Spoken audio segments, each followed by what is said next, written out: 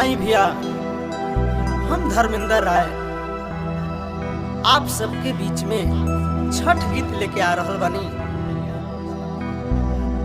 ई जौन गीत गावे जा रहल बानी, ई ट्यून के रुआ सब बहुत बार सुनले हुई, बहुत दिग्गज लोग गैले बा, लेकिन नया मैटर लेके आ रहल बानी। आशा ना पूर्ण विश्वास बा कि रुआ सबके पसंद आई और रुआ सब आशीर्वाद भी देम। जय छठी मैया।